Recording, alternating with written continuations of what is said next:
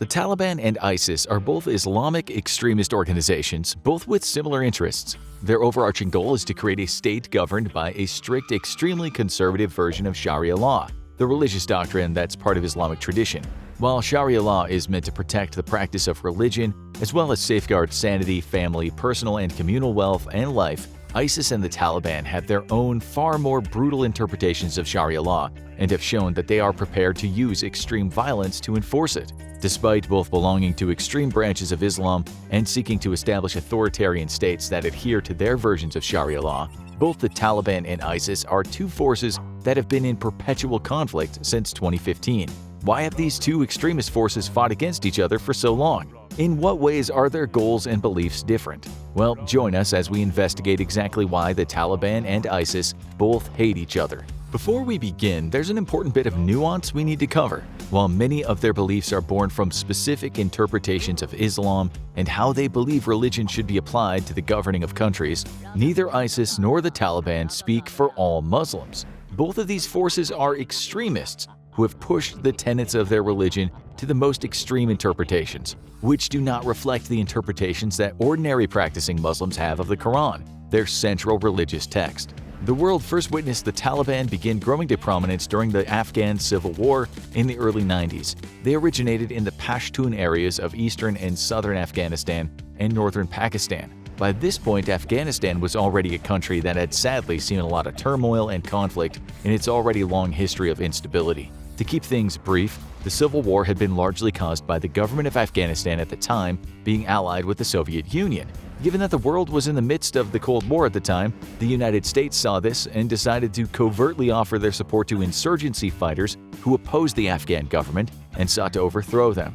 These fighters were known as the Mujahideen, and given that they were devout Muslims, they disagreed with a number of social reforms that had been instituted and resented the government for introducing a more democratic process to Afghanistan, as well as having ties to the Soviet Union. So, the Mujahideen launched a series of violent insurrections and attacks against the Soviet-aligned Afghan government, eventually leading them to seek help from the Communist allies who invaded Afghanistan in 1979. In response, the Mujahideen rebellion grew, bolstered by weapons and support from the United States Central Intelligence Agency. America might not have been ideologically in agreement with the views of the Mujahideen, but the enemy of your enemy is your friend. As such, they sought to aid the insurgency and overthrow the Afghan government as a way to reduce the Soviets' influence. The Mujahideen began as a handful of fragmented independent groups. They weren't a coordinated military force yet, and throughout the war their tactics were sporadic and disorganized. This, however, would gradually improve with their growing experience and thanks to the large quantities of weaponry sent to them via Pakistan by the United States and other countries, including Great Britain and China. However, the invading Soviet troops managed to maintain a foothold in Afghanistan, controlling most of the major towns and cities. The Mujahideen were situated out in the countryside, but their familiarity with the terrain allowed them to evade Soviet attacks. That is, until the Soviets began bombing rural areas in an attempt to eliminate some of the civilian support for the insurgents. The Soviets' attacks and attempts to reduce support for the Mujahideen drove nearly 3 million Afghan people away from their homes in the countryside, with most of them migrating toward neighboring Pakistan. Think about it from the perspective of an ordinary Afghan citizen. Your country's been through a lot of conflicts, and it's long affected your livelihood, perhaps even since you were born. Then a foreign power invades. It's likely you'd be willing to see the Mujahideen rebellion more as freedom fighters, acting with your best interests at heart, fighting to end the perpetual conflict you and the rest of your country are tired of, especially once that invading army starts bombing your country, forcing you to leave your home and travel across the border to seek refuge. Those who had been displaced by the war between the Mujahideen and the Soviet Union, many of them students, began to form a group under one Mullah Muhammad Omar, a Mujahideen commander and eventual leader of the Taliban. The name of the group was a Pashto word meaning students. Pashtuns are an ethnic group primarily residing in southern and eastern areas of Afghanistan, as well as northwest Pakistan. A lot of Pashtun people from Afghanistan would have been displaced into Pakistan during the Afghan Civil War, with the younger among them being educated in traditional Islamic schools there. This is where the Taliban traces its roots.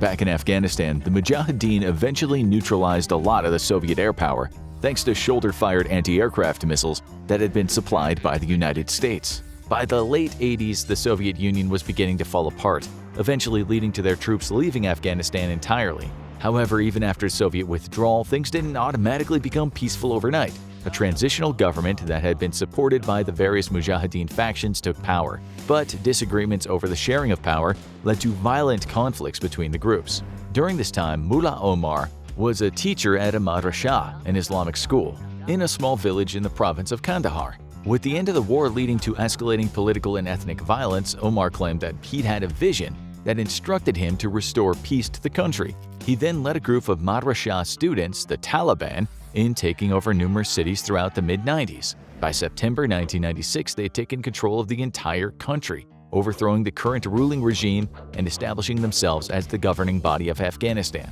They ruled with an iron fist. Any opposition to the Taliban was massacred. Citizens who were left starving by the conflict were denied food supplies sent by the United Nations, and the rights of women that had been reformed and gradually improved under the previous Soviet-backed government were oppressively rolled back. The Taliban's rule over Afghanistan came to an end in December 2001 when a United States-led coalition of armed forces invaded the country.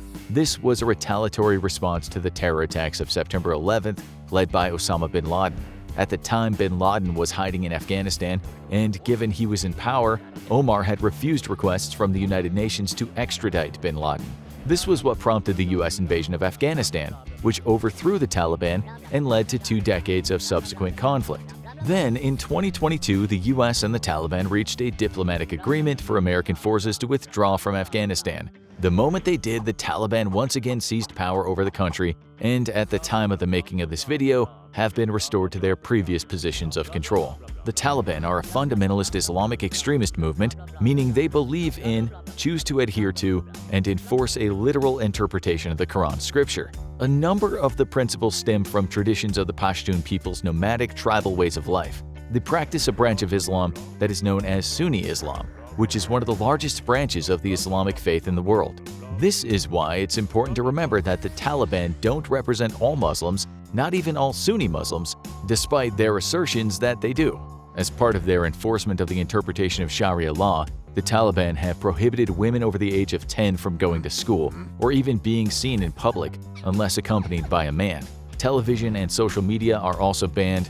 Other methods of control they employ are executions, detaining journalists, and even persecuting their own citizens who try to advocate for basic human rights. Perhaps the most important principal difference between the Taliban and other Islamic extremist groups such as Al-Qaeda is that their objectives are localized. The Taliban only wanted to maintain religious control over their country, whereas Al-Qaeda wanted to impose their version of Islamic law on an international scale.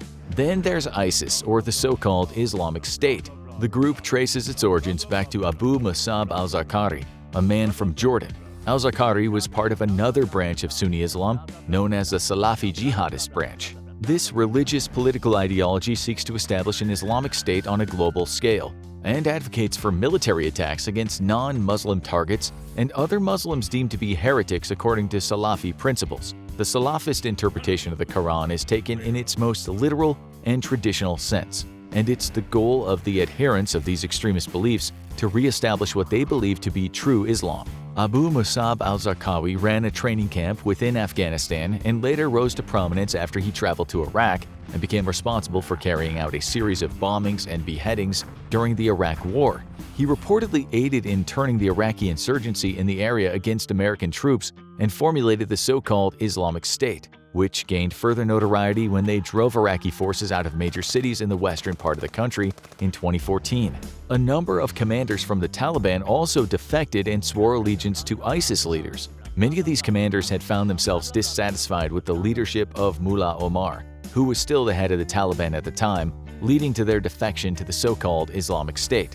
ISIS has since actively recruited defectors who have abandoned the Taliban, in particular anyone discontent with the leadership and lack of battlefield success. While the Taliban retains a much larger following than ISIS, there exist various factions affiliated with them.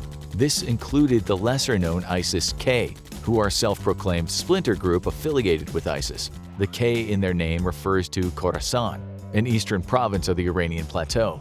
ISIS-K intends to act as an affiliate group representing the so-called Islamic State in Afghanistan and Pakistan.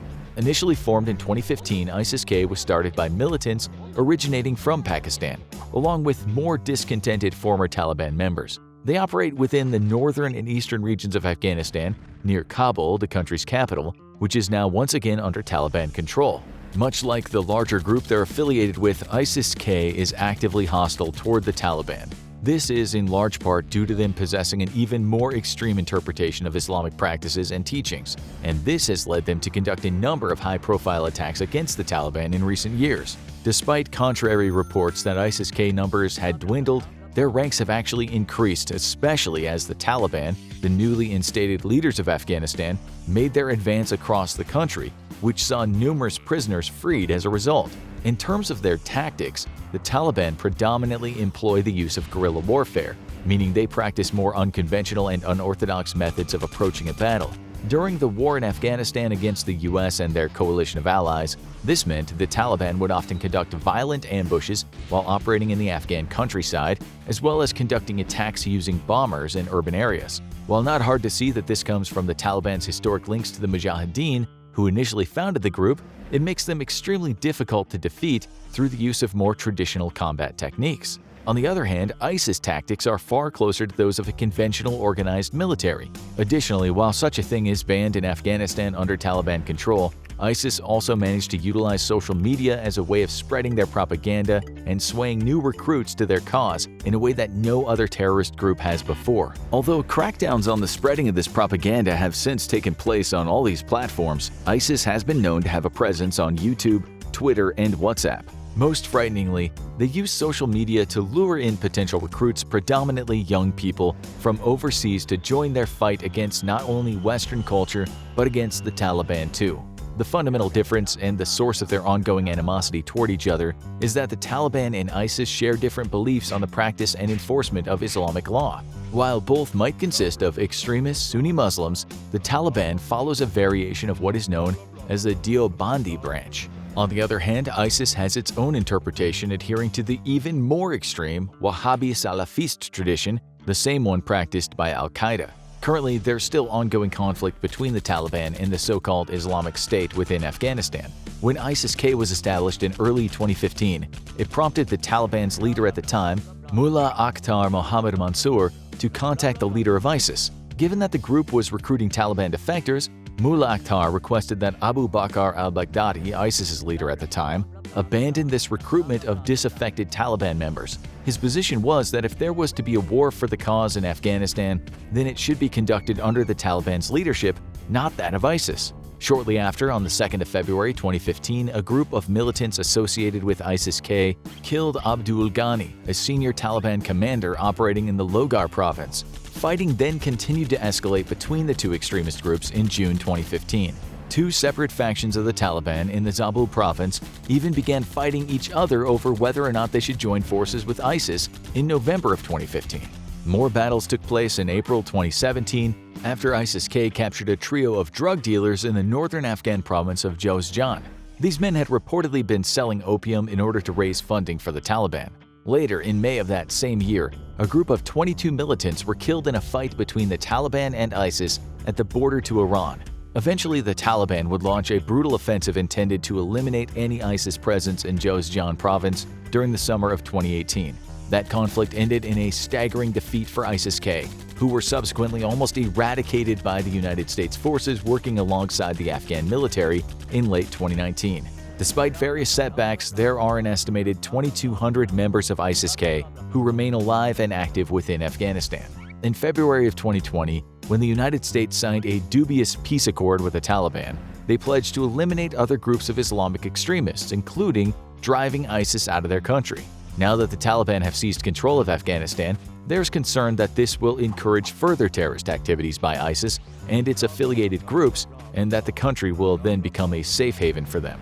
The Taliban recapture of Kabul initially left the country in turmoil, with many who were opposed to their control and ideology forced to flee from Afghanistan.